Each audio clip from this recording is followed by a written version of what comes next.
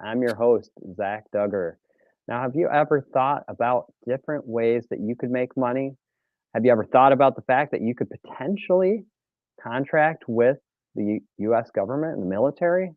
Possibly, possibly not, probably not. But my guest today is going to talk a little bit about that topic and about how there are ways for small businesses to engage in contracts with the Department of Defense.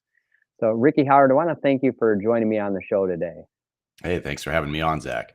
Absolutely. Now, before you were doing what you're doing today, you had experience in the military, correct? Yeah, no, I sure did. I spent 20 years in the Air Force, so Okay. got to do a What? variety of things there. I got to fly reconnaissance aircraft for about half of my career, Okay. after 9/11 and whatnot, but eventually switched into acquisitions, which is Okay. the profession of putting companies on contract for the government, which led to what I'm doing today. Okay. So you had the opportunity then while you were in the military to work on contracting small businesses to for whatever purpose. Can you talk a little bit about what type of purposes that would be for? Yeah, so when we think about government procurement, a good way to set the stage, the U.S. government is the single biggest purchaser of goods and services in the world. Okay. And the government, and in particular the military, they buy just about everything that you could think of, Mhm. almost everything that you could think of. So if you're selling it commercially, the government and specifically the DoD is probably buying it. And the reason for that is if you think about the military, most people think about weapon systems, right? And we're Mhm. going or they think about the big defense contractors like Boeing and Lockheed. And there's a place for all of that, right? But every military base is essentially a town, a small city, a Mhm. big town, and they have everything that a regular town or city would have. They have hospitals and fire departments, police force, they have schools, they have football fields, they have, office buildings with people working in them. All of these things require people to do the work.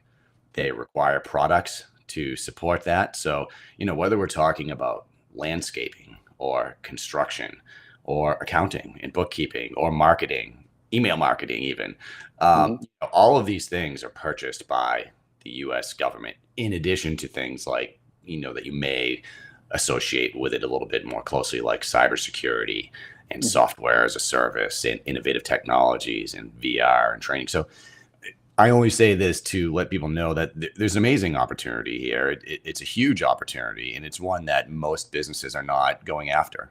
So maybe Yeah. hopefully that can set the stage a little bit for us. Yeah, absolutely. I think that is a good way to put it. I mean, thinking about a base as a small city, and it really has everything that a town, small city would require, That's right. including all these different types of roles and what those different locations, facilities require in order to operate. So, yeah, no, I think that's a great way to set the stage. So, when you retired from the military, how long had you been in?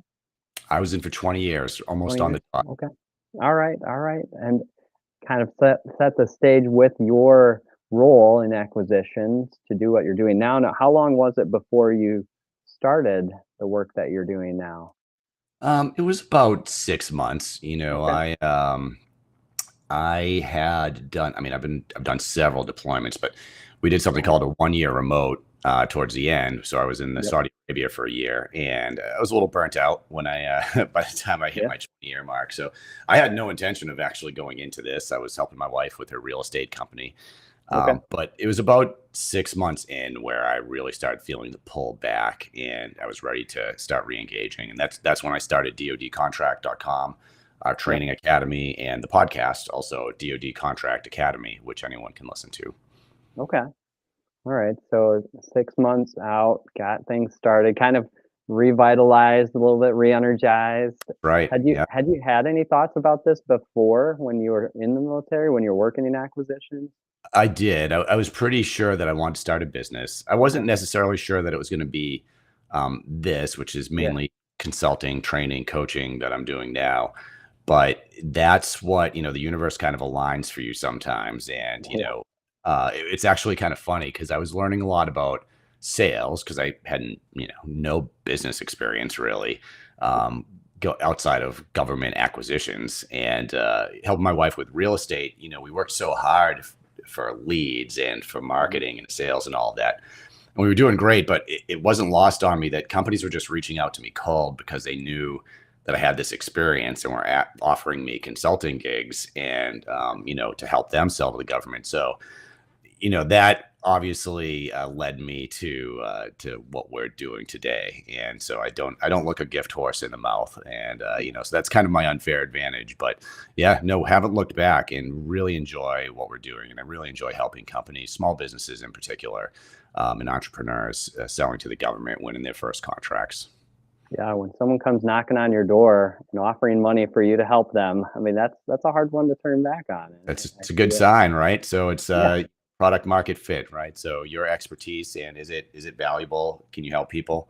yeah, And so for a lot of people listening to your show, I'm sure going through something similar now. So I yeah, found it didn't look back.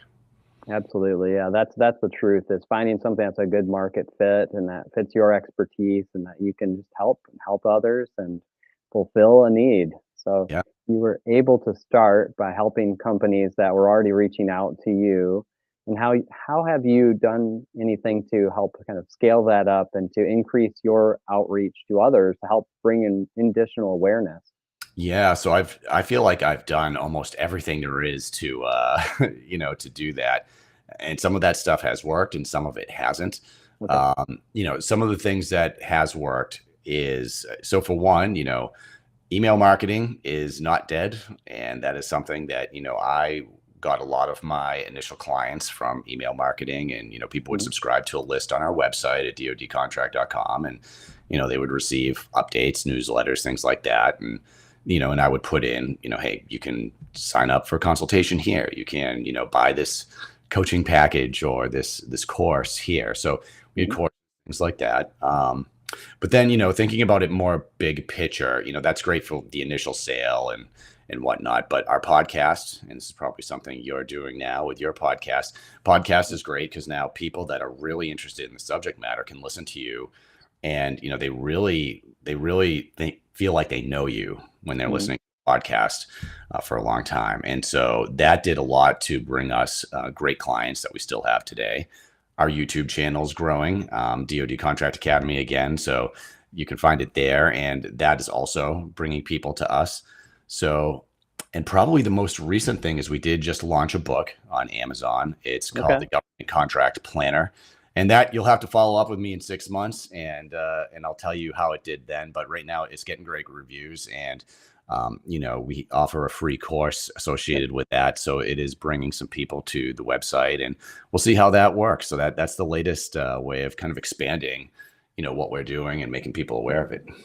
Nice. Well, so what I'm hearing is that you did have to do something and you have to continue to change up the strategy and add new strategies. It's not just, wow, some people know who I am. They're going to refer their friends and then the rest is history. There's work involved in this.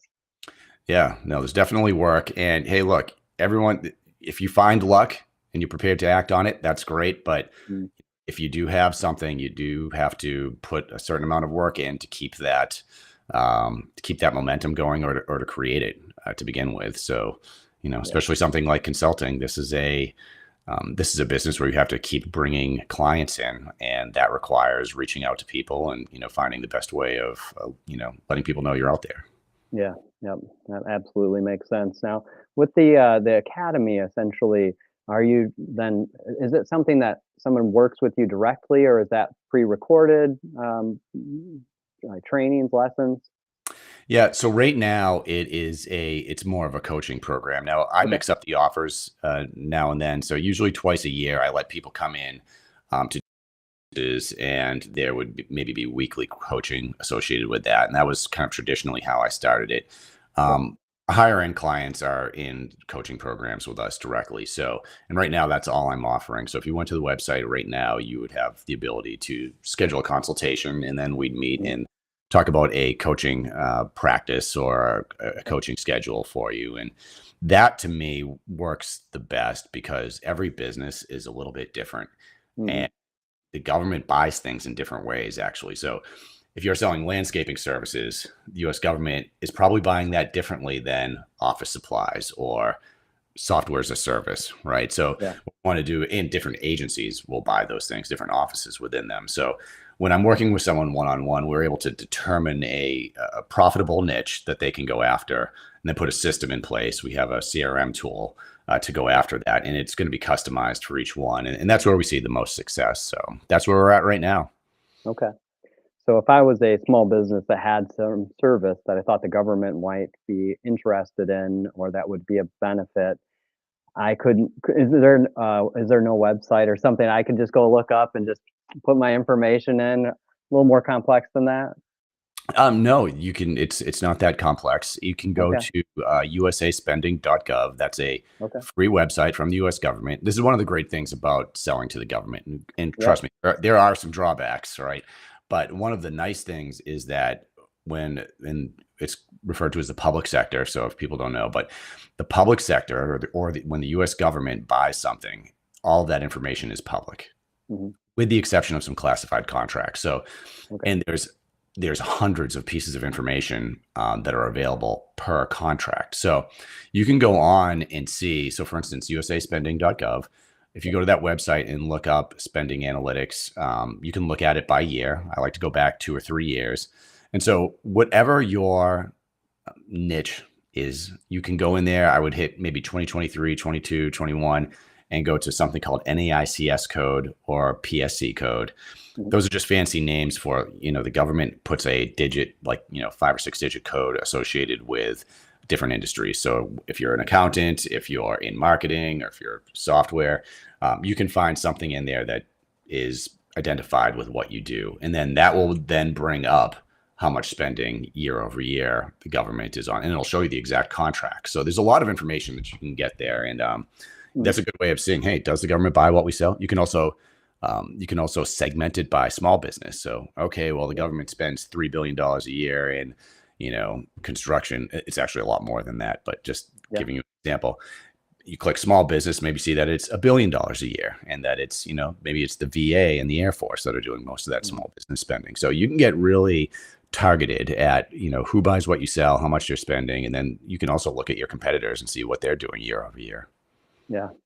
Now, can you talk a little bit about any success stories that as far as companies that you've worked with since you've started this, defense, Department of Defense Academy and the work Sure. that you're doing, contracts and Um, Yeah, no, we've had tons of success stories, and some of them have been innovative technologies. So some of our yeah, first clients went out and won essentially government grants to help them develop software solutions, technological solutions.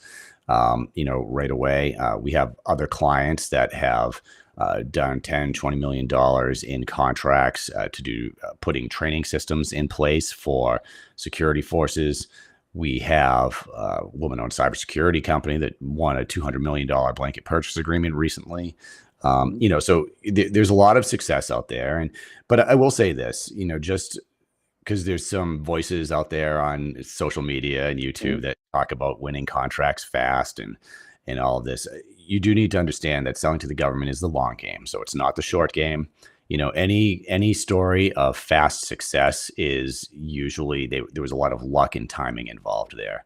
So you do need to be prepared to go at this for 12 to 18 months before winning your first contract. And if it happens faster than that, great. But this is something for people that probably already have an established business and mhm. have some ability to commit to a timeline of being focused and going after a specific agency and putting whatever service, product, tech you have into that agency. Okay. So it's not generally an overnight immediate connection where there's a need today and you're gonna get that contract tomorrow. It's better to start hiring. It's No, something no, you're working on. Okay. it's usually going to happen. The fastest I've seen it happen is in about 4 months. Okay. Okay. Now, are the companies that are generally contracting, are they, like, remote? Are they as far as they're in a different state, providing Yeah, services for different states? Are they local companies that are working in the areas in which the, bases are located? all over the place. Okay. Depends on what you're doing.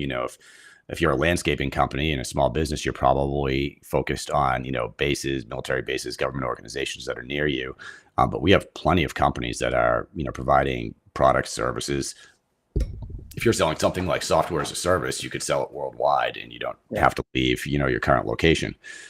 Now, One thing I will say is it's incredibly important to develop relationships with the people that buy what you sell.